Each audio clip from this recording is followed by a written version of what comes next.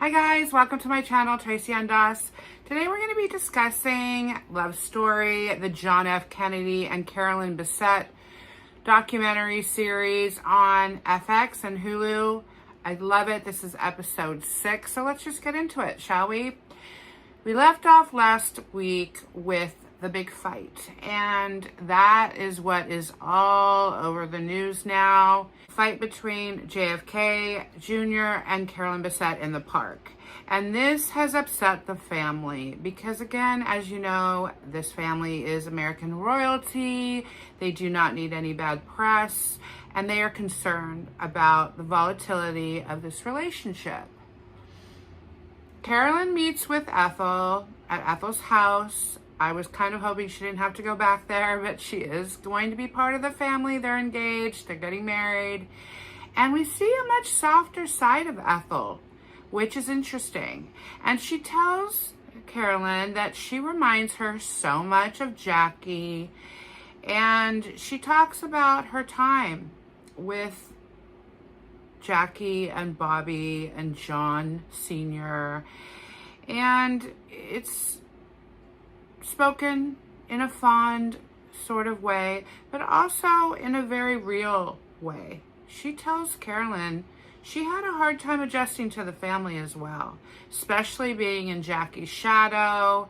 It was not easy. When that woman walked in the room, the whole room lit up. And her beauty was so incredible that Ethel often felt that she wasn't even there, that she wasn't even noticed.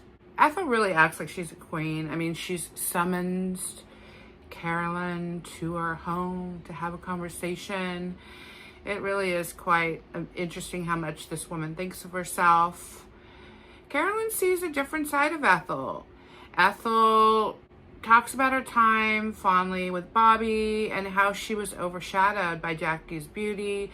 And she tells Carolyn that she has that same beauty that Jackie had, and that's going to serve her well. She even talked about her own husband not being able to keep his eyes off of Jackie, which was very interesting at that. She tells Carolyn, you're beautiful, you're noticed, and with that comes responsibility. And she's talking about the incident in the park. The press is going to love her, and they're going to want to see her fail. You must remember always that you must remain graceful when you're in public. It's a much softer side, again, that we see of Ethel.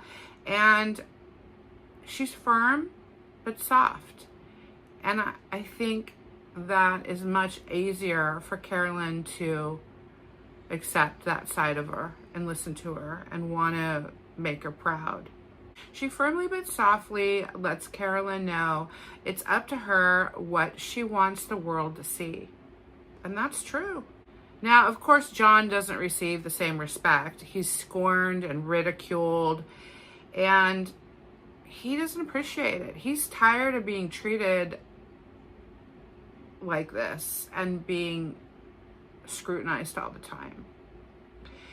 And he loves that Carolyn doesn't do that to him.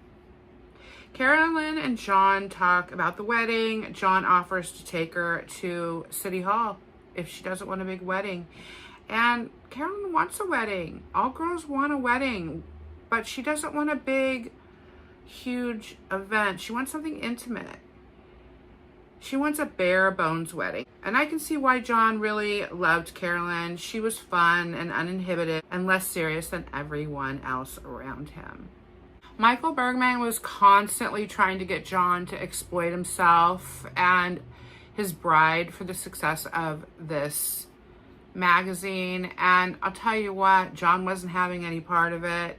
He really wanted to keep Carolyn insulated from all the Kennedy drama and from the press and everything that went along with Camelot. And he let that be known. No, you're not going to get our wedding pictures. I'm not going to be on the cover of the magazine. And this was a bit of contention for the two of them. They were constantly arguing, but John he held his own. He knew what he wanted, and he wasn't going to exploit his relationship.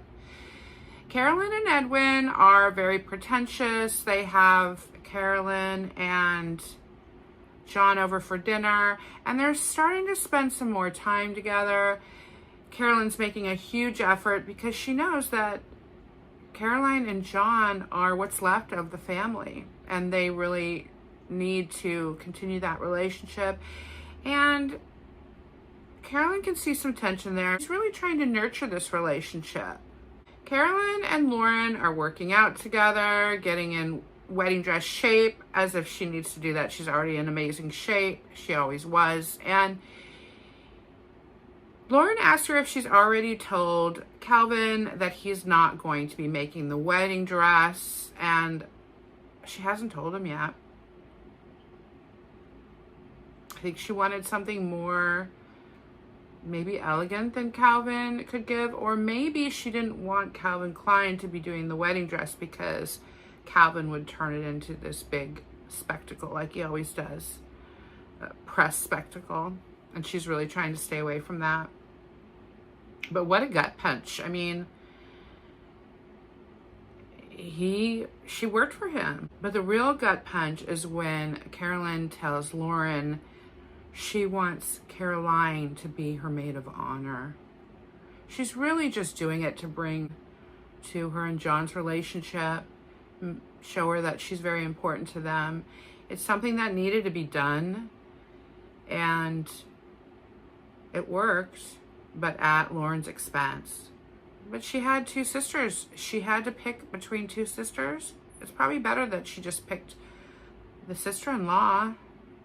Somebody's going to be unhappy, always in that kind of situation. Lauren does tell her that she's upset. She's her best friend and her sister, and it hurts her feelings deeply.